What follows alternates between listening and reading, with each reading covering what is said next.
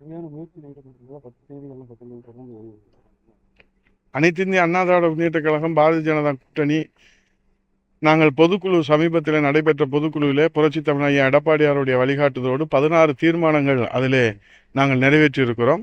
அதில் முக்கிய தீர்மானமாக கூட்டணி குறித்து முடிவெடுப்பதும், கூட்டணி குறித்து அதற்கான தகுந்த வியூகம் வகுப்பதும், பொதுச் செயலாளர் புரட்சி தமிழ் ஐயா எடப்பாடியாருக்கு முழு அதிகாரம் கொடுத்து தீர்மானத்தை நிறைவேற்றியிருக்கிறோம்.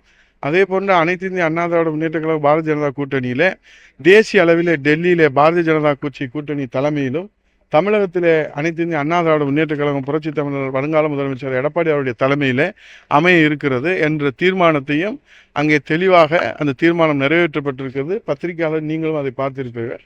அந்த தீர்மானத்தின்படி தான் அனைத்து இந்திய அண்ணா திராவிட முன்னேற்ற கழகம் செயல்படும்.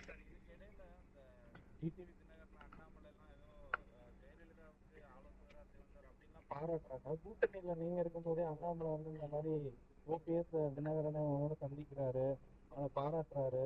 எப்படி பாக்குறீங்க? தேர்தல் நேரங்களே அவரவர்கள் பாராட்டுவதும் அவரவர்கள் விமர்சனம் செய்வதும் இது தேர்தல் களம் சூடு பிடித்திருக்கிறது என்று அர்த்தம். அப்படித்தான் இதை பார்க்க முடியும். ஆகவே யாருக்கு தெரிந்த செய்தி, அவரவர்களுக்கு தெரிந்த செய்தியை அவரவர்களுடைய பாணியிலே பகிர்ந்து கொள்கிறார்கள்.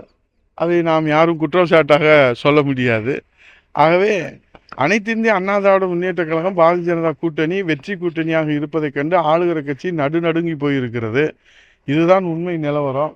ஆகவே ஆளுகிற கட்சி நடுக்கத்தை ஏற்படுத்தியிருக்கிற இந்த வெற்றி கூட்டணியை வெற்றிகரமாக வழிநடத்துகிற பொறுப்பை புரட்சி தமிழர் ஐயா எடப்பாடியார் என்கிற சாமானிய தொண்டர், ஒரு தொண்டர் நாடாள முடியுமா என்ற புதிய இலக்கணத்தை படைத்து நாடு போற்றுகிற நல்லாட்சியை நலத்திட்ட நாயகராக ஒரு வரலாறு படைத்திருக்கிறார்கள்.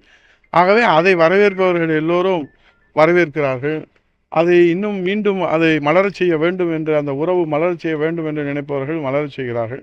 தேர்தல் காலங்களிலே வருகிற விமர்சனங்களுக்கும் தேர்தல் காலங்களிலே வருகிற பாராட்டுகளுக்கும் நாம் ஒவ்வொன்றுக்கும் பூத கண்ணாடி வைத்து தேடி படித்து அதற்கான அரசியல் காரணங்களை எல்லாம் கண்டுபிடித்து சொல்லி கொண்டு இருப்பதற்கு யாருக்கும், எந்த அரசியல்வாதிகளுக்கும் நேரம் இல்லை. மக்களை சந்திப்பதற்கே யாருக்கும் நேரம் இல்லை. ஏனென்றால் இன்றைக்கு 175 தொகுதியிலே நேரடியாக சென்று சந்தித்த ஒரு வரலாறை இனிமேல் எந்த தலைவரும் முறியடிக்க முடியாது. புரட்சி தமிழர் எடப்பாடியாருடைய வரலாற்றை இனிமேல் எந்த தலைவரும் முறியடிக்க முடியாது.